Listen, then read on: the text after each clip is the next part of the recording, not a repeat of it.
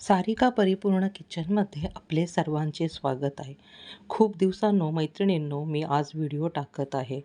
तर विचार केला सुरुवात जर करत आहोत तर का नाही ते आपण गोडाने करूयात. त्यामुळे खास तुमच्यासाठी मी घेऊन आले मस्त चविष्ट स्वादिष्ट अशी साबुदाण्याची खीर. साहित्य बघूयात.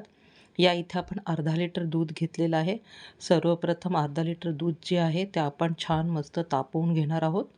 तर तुम्ही बघू शकता इथे आपलं दूध जे आहे तापलेलं आहे. गॅस बंद करूयात. या इथे मी 2 चमचे कस्टर्ड पावडर घेतलेली आहे. ह्या कस्टर्ड पावडरमध्ये जे आपण तापवून घेतलेलं दूध आहे ते 1 वाटी टाकणार आहोत आणि छान दुधामध्ये आपण ही जी पावडर आहे ती मिक्स करून घेणार आहोत. तर अशा प्रकारे मी मिक्स करून घेतलेले आहे आणि त्यानंतरनी पुन्हा मी हे दूध जे आहे ते चाळणीने गाळून घेतले, जेणेकरून एक स्मूथ असं आपल्याला या इथे दुधाचं बॅटर भेटलेलं आहे. आता ज्या भांड्यामध्ये आपल्याला खीर करायची आहे ते भांडं मी गॅसवरती ठेवलेलं आहे.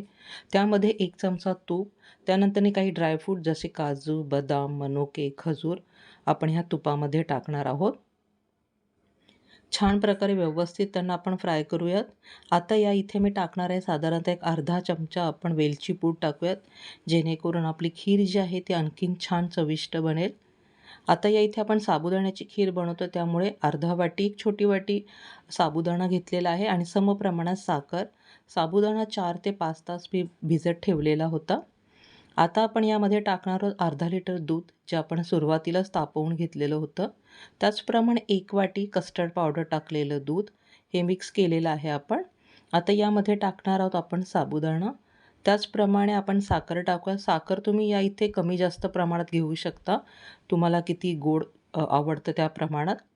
मिक्स करून घेऊया. जरी जर साबुदाणा 4 ते 5 तास भिजत नाही ठेवला, तरी तो एक 15 मिनटं गरम उकळत्या पाण्यात ठेवून द्या तरी चालेल.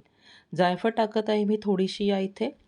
तुम्हाला जायफळ नसेल आवडत तर तुम्ही नाही टाकली तरी चालेल. तुम्ही बघू शकता या इथे खिरीला आपल्या छान उकळी आलेली.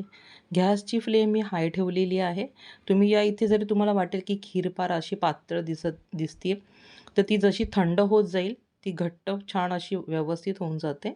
एका बाउलमध्ये या इथे मी काढून ठेवलेली आहे. तर झटकीपट अशी होणारी मस्त साबुदाण्याची चविष्ट खीर अगदी बासुंदीसारखी लागते.